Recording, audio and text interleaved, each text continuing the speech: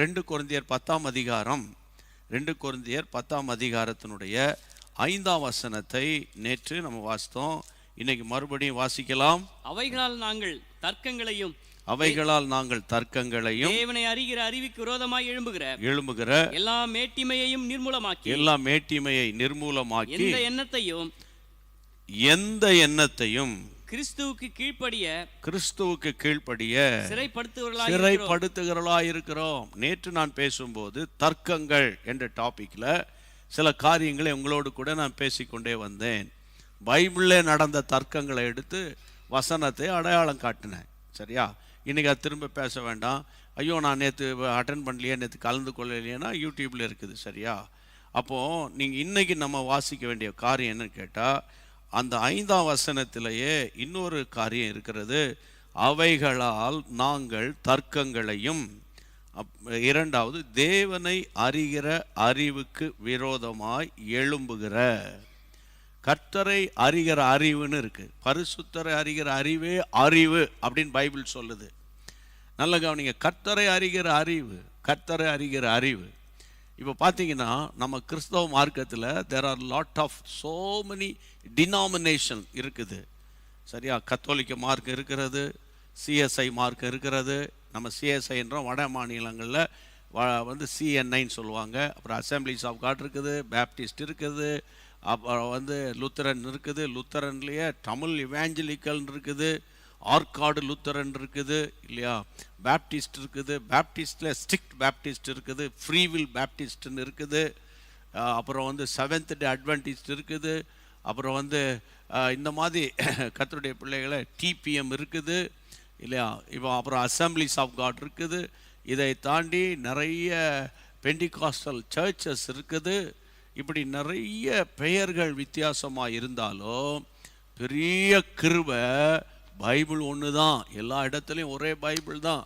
ஒருவேளை Roman Catholic சபையில் பயன்படுத்துகிற பைபிள் கொஞ்சம், அதாவது நல்ல தமிழ் நம்ம பழைய பைபிளை கொஞ்சம் புதிய திருப்பம்னு சொல்லுவாங்க. அந்த மாதிரி பைபிள் பயன்படுத்தப்படுகிறது. ஆண்டவருக்கு மகிமை உண்டாவதாக. ஆனால் ஒவ்வொருத்தருக்குள்ளே இருக்கிற ஸ்பிரிச்சுவாலிட்டியை பார்த்தீங்கன்னா கொஞ்சம் வித்தியாசமாக இருக்கும். அப்போ தேவனுடைய பிள்ளைகளே, அப்போ பொதுவாக நம்முடைய ஆலயங்களிலே பரிசுத்த ஆவியானவர் உண்டென்று விசுவாசிக்கிறோம் அப்படின்னு சொல்லிட்டு அதோட தோத்திரம் பண்ணிட்டு போயிடுவோம். ஆனால் சில ஆலயங்களில் பரிசுத்த ஆவியானுடைய அபிஷேகத்தில் நிரம்புவார்கள். ஆவியின் வரங்களை பற்றி சில இதுங்கள் அதிகமாக பேசுவாங்க. சரியா? இப்படி சில இடங்களில் இப்படி நிறைய அது ஒரு டாக்ட்ரினல் சப்ஜெக்ட், அதுக்குள்ளே நம்ம போக வேண்டாம். இப்படி பல விதங்களில் சபைகள் இருந்தாலும் ஒவ்வொருத்தரும் ஒவ்வொரு காரியங்களை ப்ராக்டிஸ் பண்ணுறாங்க அவருடைய விசுவாசத்தின் அளவின்படி. சரியா? கர்த்தருடைய பிள்ளைகளை சில இடங்களில் பார்த்தீங்கன்னா ஃபெய்த்தை பற்றி அதிகமாக பேசுவாங்க, விசுவாசத்தை பற்றி நம்ம பரிசுத்த ஆவியானவர் உண்டென்று விசுவாசிக்கிறோம் அப்படின்னு சொல்லிட்டு நம்ம போயிடுவோம். ஆனால் சில இடங்களில் faith, what is faith, what is the meaning of faith அப்படின்னு ஃபெய்த்தை பற்றியே நிறைய சப்ஜெக்ட் எடுப்பாங்க. அவங்க இன்னொரு இடத்துல ஒன்லி தேரி தான் இருக்கும், தேரி பேசிக்கிட்டே போவாங்க.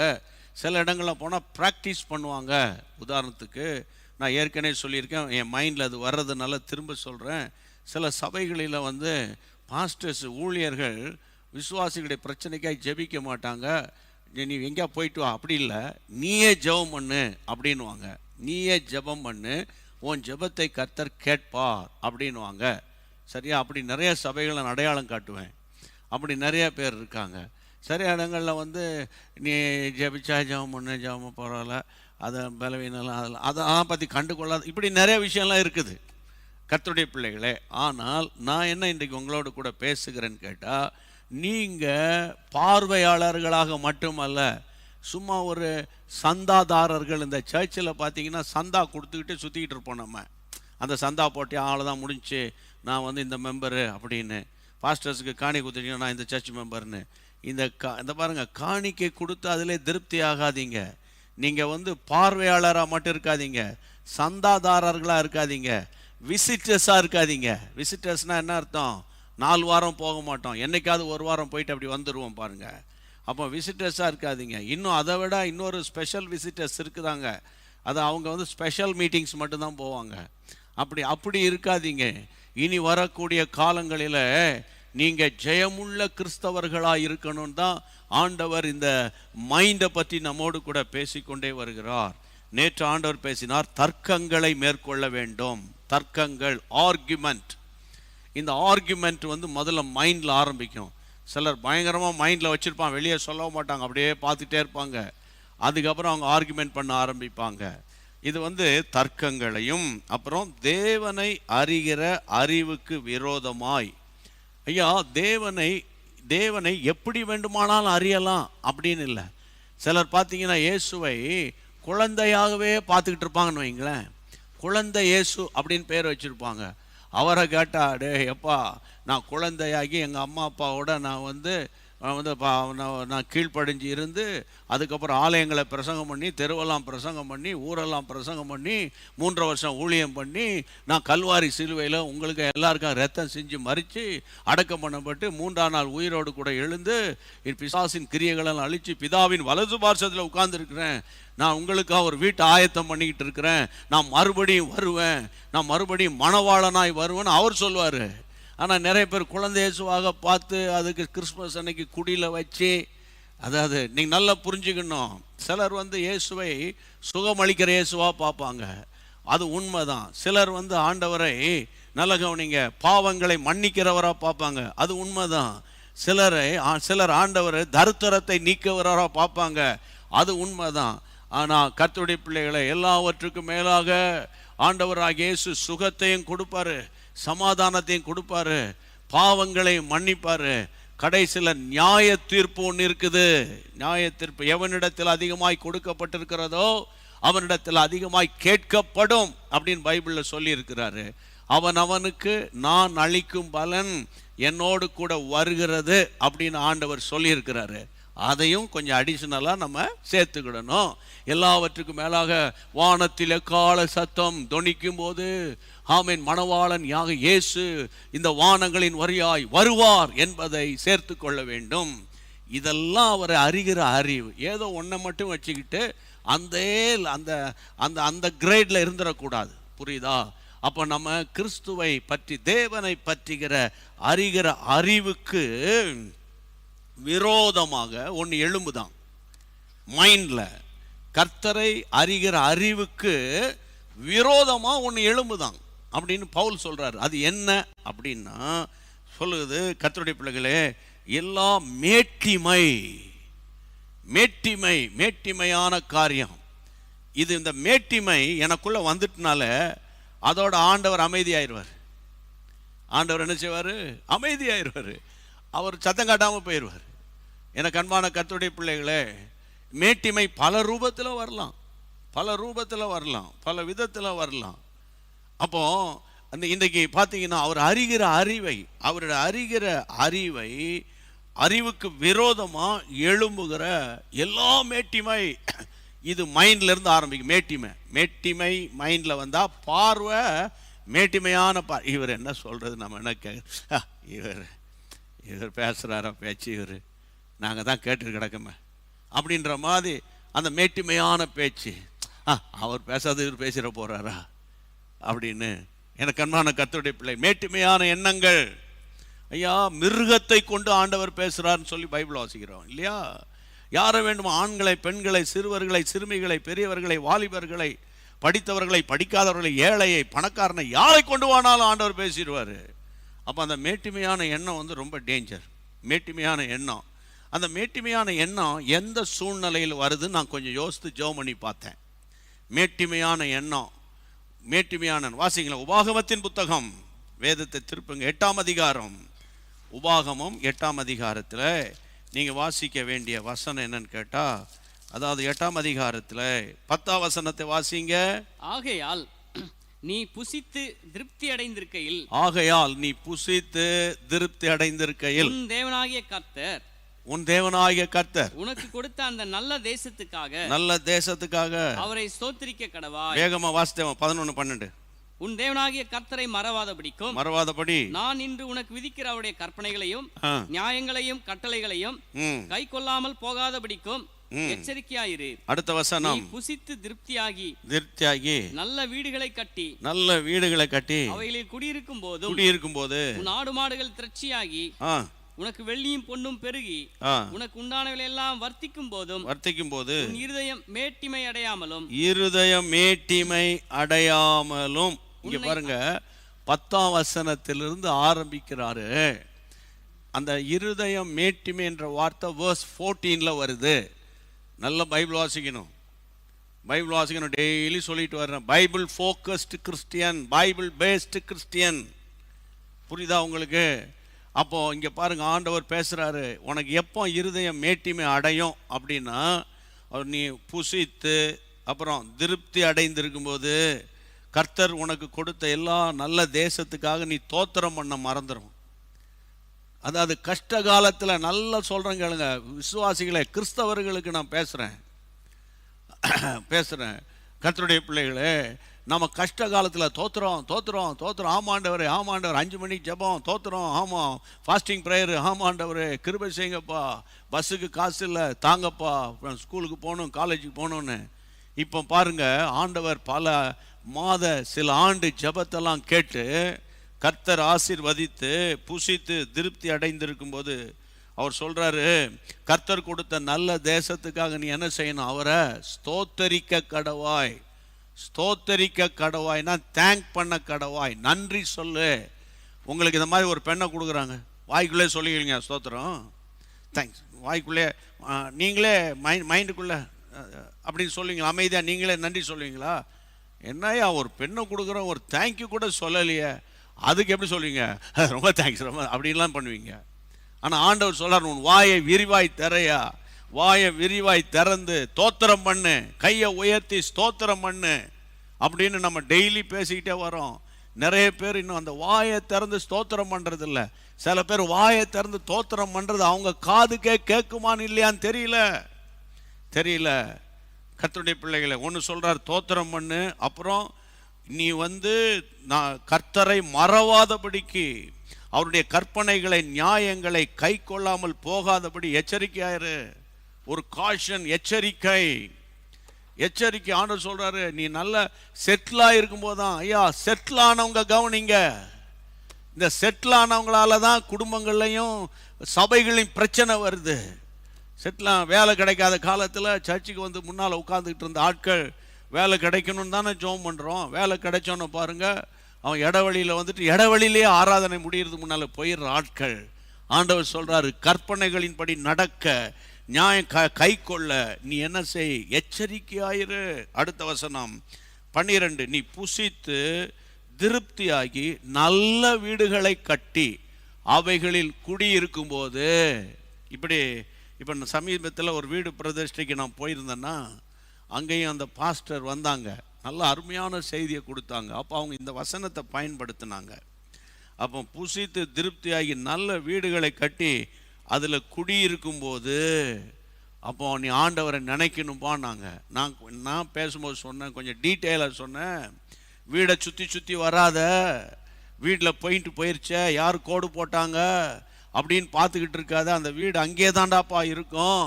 நீ ஆண்டவரை தேட மறந்துடாத, ஆலயத்தை தேட மறந்துடாத அப்படின்னு கொஞ்சம் இந்த மாதிரி பேசினேன். நல்ல கவனிங்க. ஆண்டவர் சொல்றாரு, வீடை கட்டி அவர் புசித்து குடித்து நல்ல வீடுகளை கட்டி அதில் குடியிருக்கும் போது, நல்ல கவனிக்கணும், ரொம்ப ரொம்ப முக்கியம், நன்றி அறிதல் உள்ளவர்களாயிருங்க.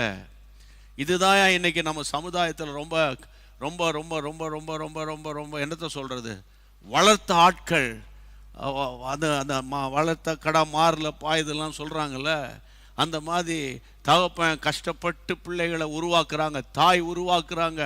கடைசியில் கொஞ்ச காலத்துக்கு பிறகு நீங்கள் என்னத்தை பண்ணிட்டீங்க, எனக்கு என்னத்தை பண்ணிட்டீங்க, அவன் மென்டலாக கேட்குறானா அல்லது அவன் என்ன கேட்குறானே தெரிய மாட்டேங்குது நிறைய இடங்கள்ல.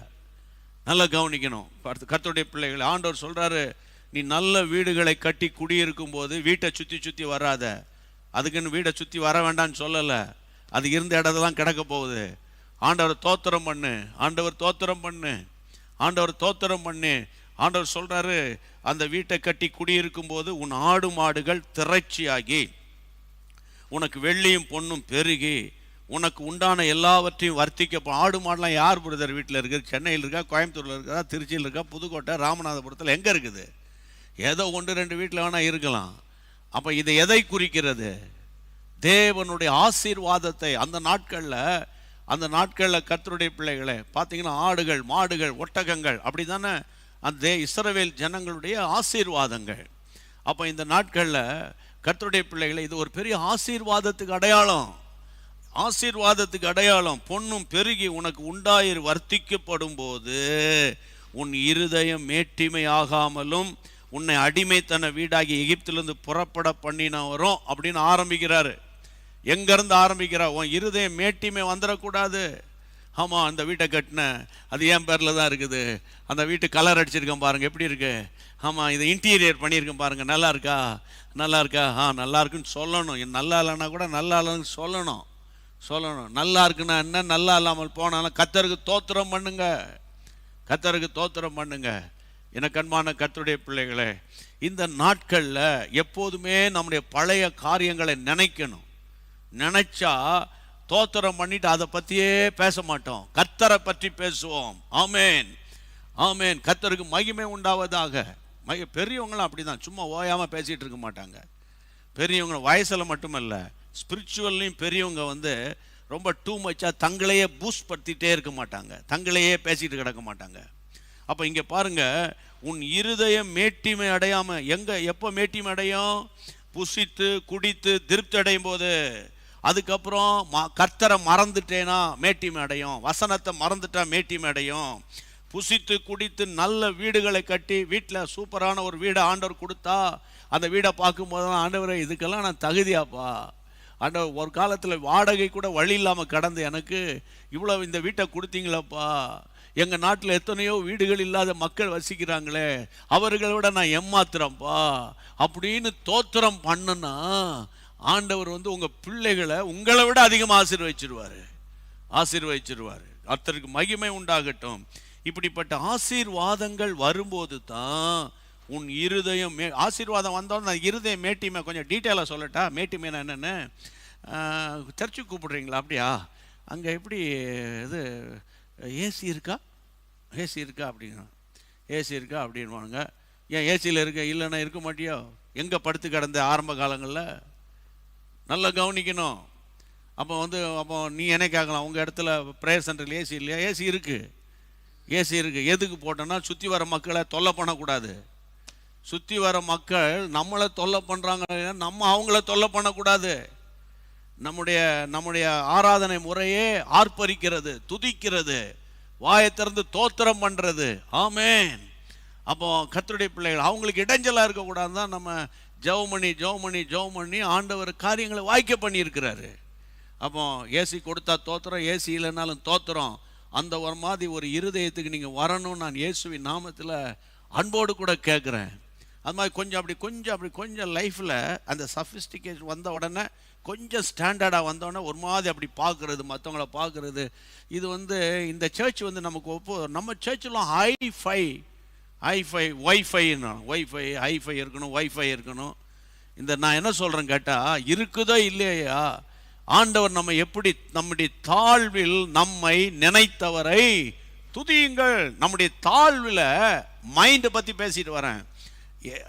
கர்த்தர் நம்முடைய ஆண்டவருடைய மைண்டில் நம்ம குப்பைக்குழியில் இருக்கும்போது அவர் மைண்டில் நம்மை உயர்த்தணுங்கிற ஒரு எண்ணம் வந்துச்சு அவருக்கு. அதனால தான் நம்ம கர்த்தர் இம்மட்டுமாய் நிற்க வைத்திருக்கிறார்.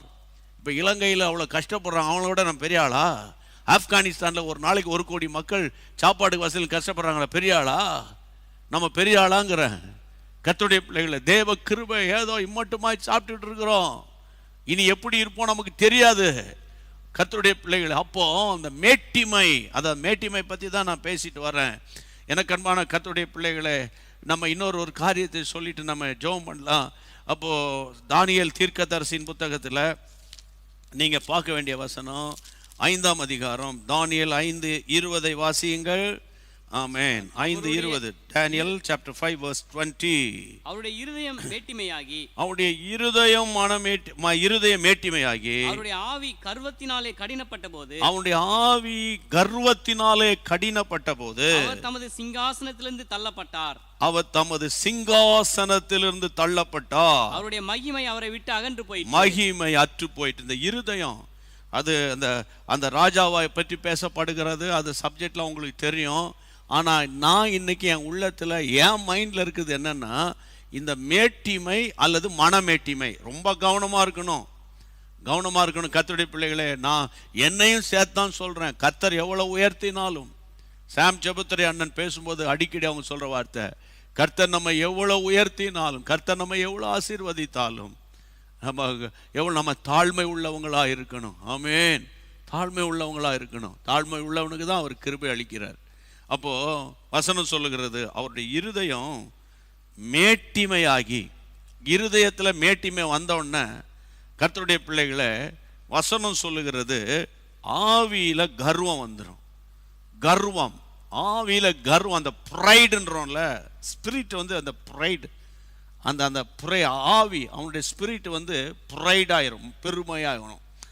ஆவி பெருமையாக இருந்துச்சுன்னா பேச்செல்லாம் பெருமையாக இருக்கும். பேச்செல்லாம் பெருமையாக இருக்கும்.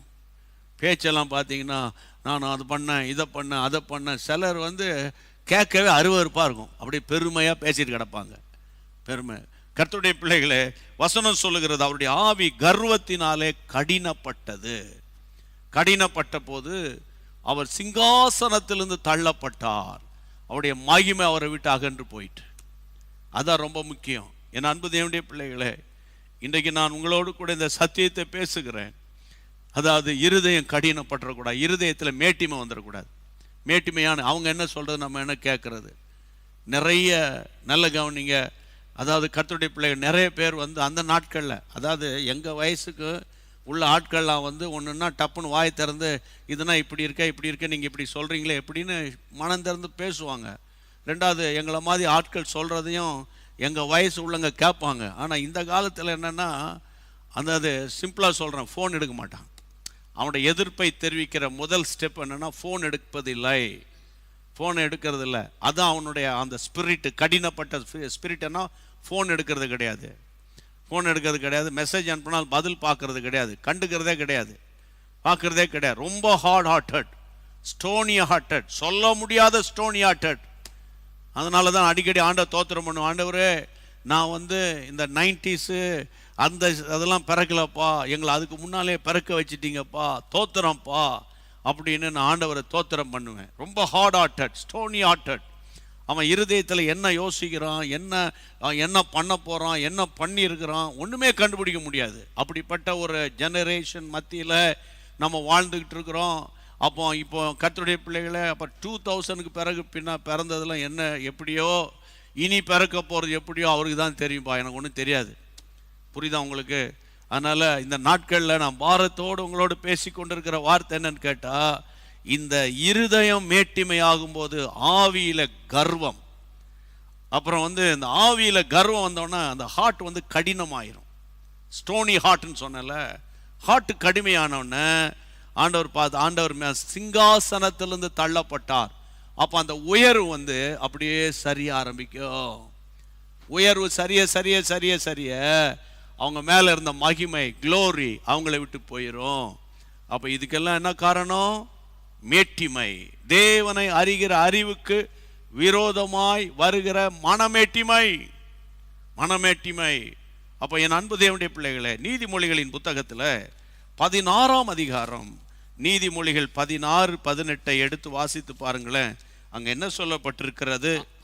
அழிவுக்கு முன்னானது அகந்தை, அழிவுக்கு முன்னானது அகந்தை, விழுதலுக்கு முன்னானது மனமேட்டிமை. விழுதலுக்கு முன்னானது, இப்போ நான் வந்து ரொம்ப மனமேட்டியா ஒரு மாதிரி, நான் வந்து எனக்கு தான் எல்லாம் தெரியுன்ற மாதிரி நான் பேசிக்கிட்டு வச்சுக்கிட்டு நடந்துக்கிட்டு இருந்தேன்னா, நான் வந்து விழ போறேன்னு அர்த்தம். விழ போறேன். நான் எப்பவுமே இன்ஸ்ட்ரக்டராகவே இருக்கக்கூடாது. நான் ஒரு சர்வதிகாரி மாதிரியே நான் அப்படியே ஜனங்களை குற்றப்படுத்தி பேசிக்கிட்டே இருக்கக்கூடாது. ஒரு பக்கம் நம்முடைய குறைகளையும் பேசணும், நம்முடைய நிறைவுகளையும் பேசணும், ஜனங்களை தட்டியும் கொடுக்கணும், அதே நேரத்தில் சொல்ல வேண்டியதும் சொல்லணும் இல்லையா? எப்போ பார்த்தாலும் சுகர் கோட்டிங்லேயே போயிட்டோன்னா அது வந்து டயபெட்டிஸில் கொண்டு விட்டு அது ஒரு பெரிய பிரச்சனை ஆயிரும் பாருங்க. அதனால எனக்கு அன்பான தேவனுடைய பிள்ளைகள், நம்ம ஒரு பேலன்ஸ்டாக எல்லாத்தையும் ஆப்ரேட் பண்ணுவோம்.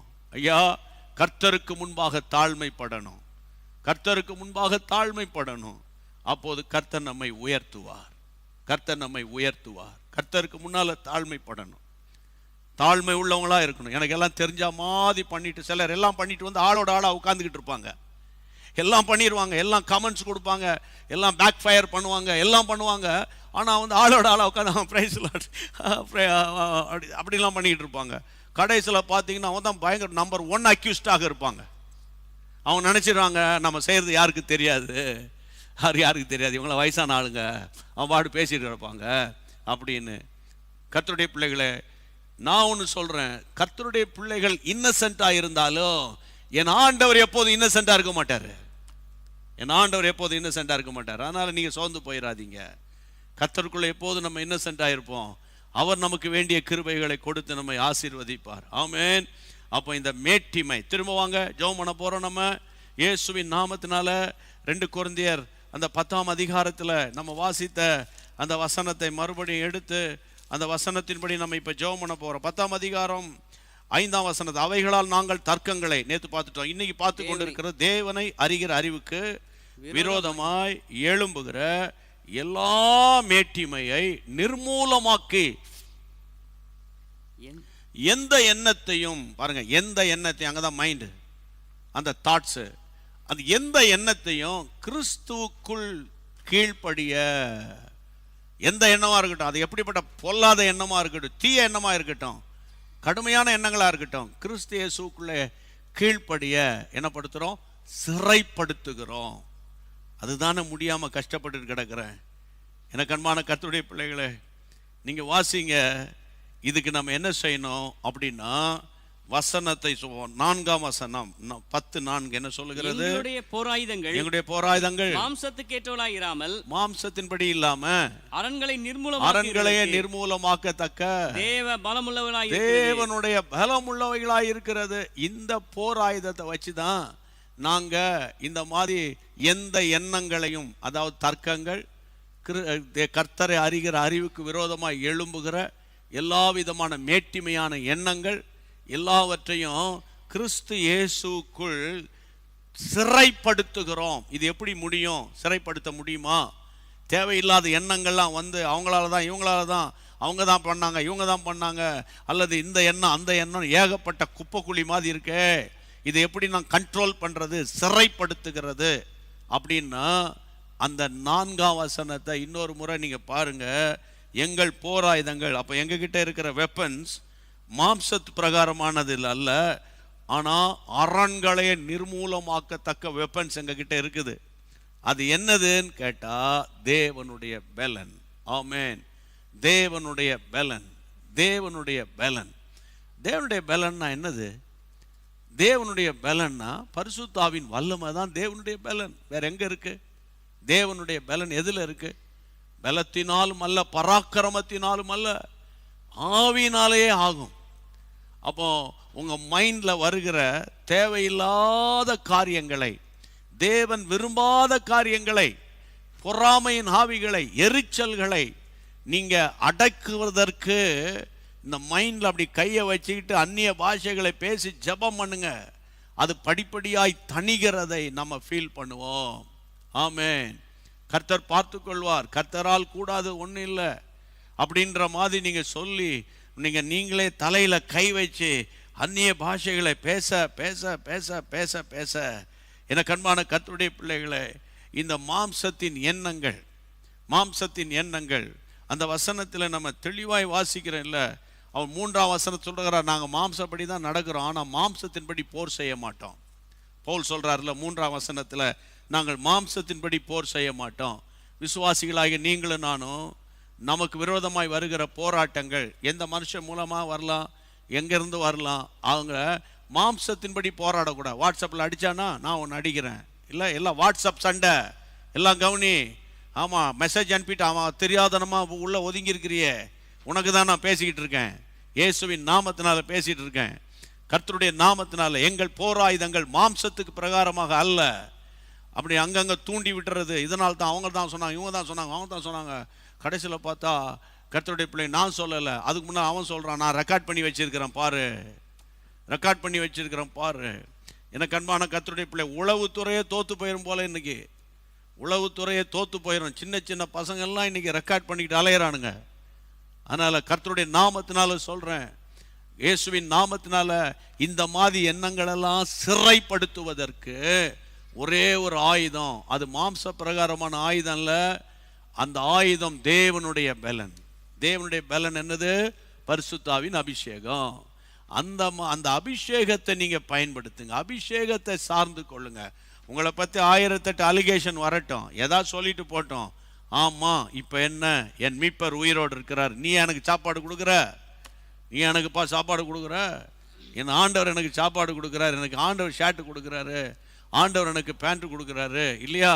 அதனால் நீ ஏன் மனுஷனுக்கு பயப்படுற? அதுக்கு இங்கே ஒன்று அங்கே ஒன்று சொல்லாத. என்ன சொன்னியோ அது எப்போ ஆமான்னு சொல்லு, சொன்னேன்னு சொல்லு. கர்த்தருடைய நாமத்தினால சொல்கிறேன், மனுஷன் அந்த மேன் ப்ளீஸிங் வேணாம், அது ஒரு பொல்லாத ஆவி. காட் ப்ளீஸிங்காக மாறு, அது எப்போதும் ஆசீர்வாதமாக இருக்கும். கர்த்தருடைய நாமத்தினால இன்னைக்கு கர்த்தருடைய பிள்ளைகளை சிந்தனைகளை சிறைப்படுத்தணும், தர்க்கங்களை மேட்டிமையான எண்ணங்களை சிறைப்படுத்தணும். அபிஷேகத்துக்குள்ளே நிரம்பி ஜெபம் பண்ணாதான் முடியும். எனக்கு அன்பான தேவனுடைய பிள்ளைகளே, இப்படி அபிஷேகத்தினால நிரப்பப்பட்டதுனால ஒரே ஒரு வசனம், பிலிப்பியருக்கு எழுதின நிருபம் 3ஆம் அதிகாரம். ஆமென். அப்போஸ்தலனாகிய பவுல் அழகாக சொல்லுவார். பிலிப்பியர் 3ஆம் அதிகாரத்தில் கர்த்தருடைய பிள்ளைகளே 8ஆம் வசனம் சொல்லுகிறது. அது மாத்திரமல்ல, வாசிங்க. என் கர்த்தராகிய கிறிஸ்து இயேசுவை அறிகிற அறிவின் மேன்மைக்காக எல்லாவற்றையும் நஷ்டம் என்று எண்ணிக்கொண்டிருக்கிறேன். என் அன்பு தேவனுடைய பிள்ளைகளே, இவரை மாதிரி படிச்ச ஆட்கள் யாரும் கிடையாது இல்லையா?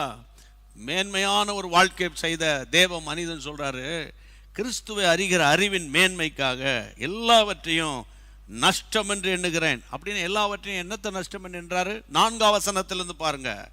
மாம்சத்தின் மேல் நம்பிக்கை வைக்க வேண்டுமானால் நானும் நம்பிக்கை வைக்கலாம். அருமையான வார்த்தை ஆண்டவர் பேசுறார் பாருங்க. டேய் நீ பேசுறியா, நானும் எனக்கும் பேச தெரியும் அப்படின்னு சொல்றோம் இல்ல, அந்த மாதிரி அவர் சொல்றாரு, மாம்சத்தின் மேல் நம்பிக்கை வைக்க வேண்டுமானால் நானும் நம்பிக்கை வைக்கலாம். அப்படின்னா என்ன அர்த்தம்? உங்களுக்கு இது ஆள் இருக்கா, எனக்கு ஆள் இருக்கு அப்படின்னு சொல்றோம் இல்ல, அதை தான் அவர் சொல்றாரு, வைக்கலாம். வேறு ஒருவன் மாம்சத்தின் மேல் நம்பிக்கையா இருக்க நினைத்தால் நான் அதிகமாய் அப்படி செய்யலாம். அவர் சொல்றாரு, எனக்கும் மாம்ச பலன் இருக்குது, நான் அப்படி செய்ய முடியும். 5ஆம் வசனம், நான் 8ஆம் நாளில் விருத்த சேதனம் அடைந்தவன், இஸ்ரவேல் வம்சத்தான், பெஞ்சமின் கோத்திரத்தான், எபிரேயர் பிறந்த எபிரேயன், நியாய பிரமாணத்தின்படி பரிசேயன்.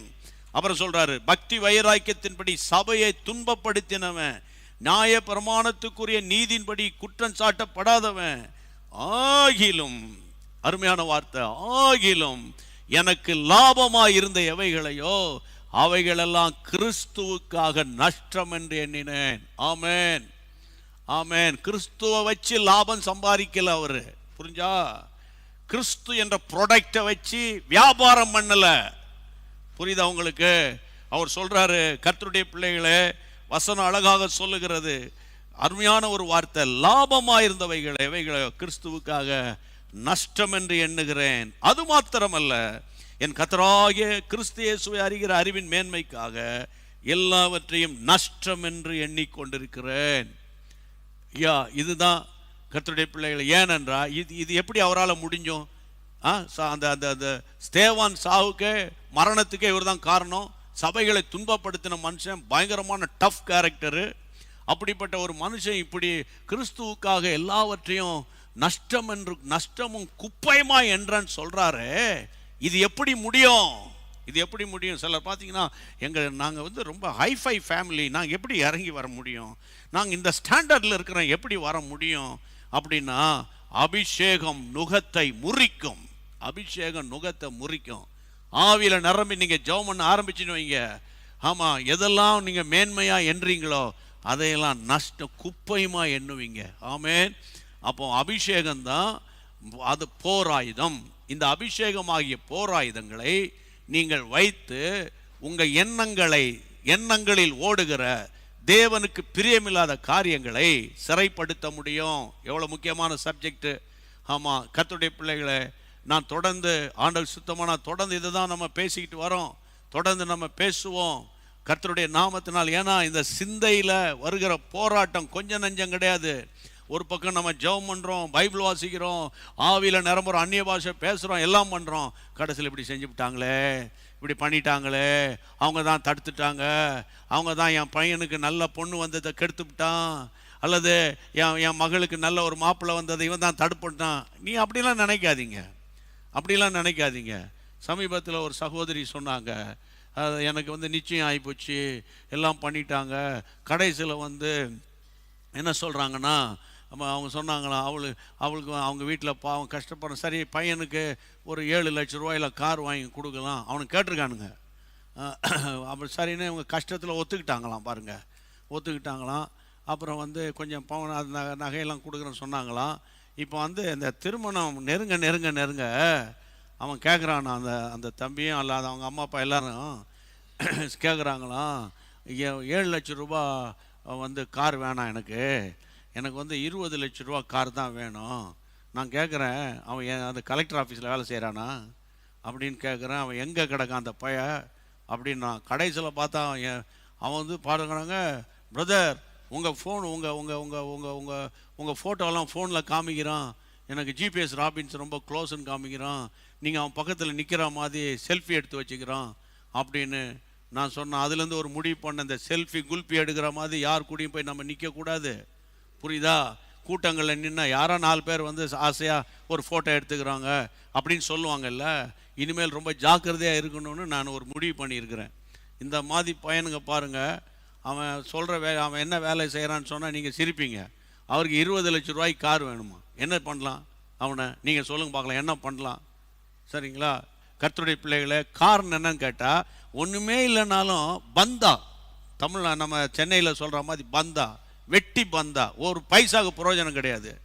இப்போ அதை கொடு இது கொடு, அதாவது அவனை சொல்லி இல்லை, நீங்கள் கொடுக்குறீங்க பாருங்கள், உங்களை சொல்லி தான் இருக்குது. அதனால் இன்றைக்கி பாருங்கள், அவன் திடீர்னு வேண்டான்ட்டானா பாருங்களேன், வேண்டான்ட்டானா, எவ்வளோ பெரிய அநியாயம் பண்ணுறான் பாருங்கள், அநியாயம் பண்ணுறான், எவ்வளோ வேதனையாக இல்லை? அப்போ அதனால தான் அதை நான் அவங்க ஜெபம் பண்ணும்போது சொன்னாங்க, இப்படிலாம் ஆகிப்போச்சு, ரொம்ப டிப்ரெஷனில் இருக்கிறோம். டிப்ரெஷனா? ஐயோ, கர்த்தர் உங்களை பெரிய பாதாளத்திலேருந்து உங்களை தப்பு வைத்தார், தோத்திரம் பண்ணுங்க. அப்பா இப்போ கேட்கும்போது தான் எனக்கு ஆறுதலாக இருக்குன்றாங்க. இப்படி எத்தனை குடும்பம் சீரழிஞ்சிட்டு கிடக்குது எனக்கு தெரியல. அதனால் இந்த நாட்களில் தோத்திரம் அல்லையிலே ஆமேன்னு சொல்கிறதெல்லாம் இருக்கட்டும், எப்போதுமே தெளிந்த புத்தி உள்ளவர்களாக இருக்கணும், விழித்திருக்கணும், வசனத்தை ஃபாலோ பண்ணணும். அப்போ நம்முடைய வாழ்க்கை ஆசீர்வாதமாக இருக்கும். கைகளை உயர்த்தி ஜெபம் பண்ணுவோம் எல்லாரும். ஆண்டவர் கரத்தில் ஒப்பு கொடுத்துரும். ஆண்டவரே, எனக்கு ஆசீர்வாதம் உங்ககிட்ட இருந்து வருதுப்பா, நீங்கள் தான்ப்பா என்னுடைய ஆசீர்வாதத்தின் ஊற்று. உங்களுடைய ஆசீர்வாதத்தை யாராலப்பா தடை செய்ய முடியும்? ஆமேன். கர்த்தாவே, எனக்கு உதவி செய்யுங்கப்பா, எனக்கு உதவி செய்யுங்கப்பா, எனக்கு உதவி செய்யுங்கப்பா. ஷபாலா ரியாலா தானா மாஹூதாராபா. ஆண்டவரே, இப்பொழுதும் ஆண்டவரே, சிந்தனையில் வருகிற பயங்கரமான போராட்டங்கள், பாவ சிந்தனை, பிசாசின் சிந்தனை, கோப சிந்தனை, வாக்குவாதத்தின் சிந்தனை, எரிச்சலின் சிந்தனை, அசுத்த சிந்தனை, ஆமென், பயம், கலக்கம், எதிர்மறையான எண்ணம், இயேசுவின் நாமத்தினால அபிஷேகத்தினால முறியடிக்கிறோம். எல்லாரும் வாயை திறந்து ஸ்தோத்திரம் பண்ணிருங்க, ஸ்தோத்திரம் பண்ணிருங்க, ஸ்தோத்திரம் பண்ணிருங்க. எனக்கு அன்பான தேவனுடைய பிள்ளைகளே, ஸ்தோத்திரம் பண்ணுங்க. கர்த்தர் உங்களை விடுதலை பண்ணுகிறார். ஆமென், ஆமென், ஆமென். என்னென்ன பாரங்கள் இருக்குதோ ஆண்டவர் சமூகத்தில் இறக்கி வச்சிருங்க. நீங்க பார்த்துக்கொள்ளுங்க ஆண்டவரே, நீங்க பார்த்துக்கொள்ளுங்க ஆண்டவரே, நீங்க என்னை நடத்துவீங்க ஆண்டவரே. என் பிள்ளைடைய எதிர்காலத்திற்கு நான் கவலைப்பட மாட்டேன். கர்த்தர் நடத்துவார். கர்த்தர் கல்யாணத்தை பண்ணி வைப்பீர். கர்த்தர் எனக்கு வீட்டை கொடுப்பீர். கர்த்தர் எனக்கு வேலையை கொடுப்பீர். கர்த்தர் எனக்கு சுகத்தை பலத்தை கொடுப்பீர். கர்த்தருக்கு மகிமை உண்டாவதாக, கர்த்தருக்கு மகிமை உண்டாவதாக. ஆண்டவரே, எங்களோடு நீர் பேசின சிந்தனையில் ஜெயம் என்ற வார்த்தையை நீர் பேசினதுக்கு நன்றி சொல்றோம்ப்பா. கிருபைக்கு ஒப்பு கொடுக்கிறோம். எங்கள் ஆண்டவர் ஆசீர்வதித்து இன்றைக்கு இரவு சரீரத்திலே சுகத்தையும், ஆத்துமாவிலே சமாதானத்தையும், நிம்மதியான உறக்கத்தையும் கர்த்தர் கொடுத்து உடைய பிள்ளைகளை காலையில் எழுப்புங்க. அனுதினமும் ஆவியானவரோடு இந்த சத்தம் கேட்கட்டும். கர்த்தருடைய வார்த்தை அவர்கள் வரட்டும். கர்த்தர் கிருபையாய் நடத்தும். இயேசுவின் நாமத்தில் ஜெபம் கேளும் பிதாவே, ஆமென், ஆமென். சேர்ந்து சொல்லிடுவோம், என் ஆத்துமாவே கர்த்தரை ஸ்தோத்திரி, என் முழு உள்ளமே அவருடைய பரிசுத்த நாமத்தை ஸ்தோத்திரி, என் ஆத்துமாவே கர்த்தரை ஸ்தோத்திரி, கர்த்தர் செய்த சகல வாரங்களை மறவாதே. ஆமென். அன்பான தேவனுடைய பிள்ளைகளே, இச்செய்தி உங்களுக்கு மிகுந்த ஆசீர்வாதமாக இருந்ததென்று நாங்கள் நம்புகிறோம். தொடர்ந்து எங்கள் செய்திகளை கேட்டு கர்த்தருக்குள் ஆசீர்வதிக்கப்பட ஜீசஸ் மீட்ஸ் மினிஸ்ட்ரீஸ் என்கிற எங்கள் யூடியூப் சேனலை சப்ஸ்கிரைப் செய்யுங்கள். மேலும் உங்கள் ஜெப உதவிக்கு எங்களோடு நீங்கள் தொடர்பு கொள்ள வேண்டிய தொலைபேசி எண் 9842252836 மற்றும் 7299546363. Email gpsrobinson@hotmail.com. கர்த்தர் உங்களை ஆசீர்வதிப்பாராக.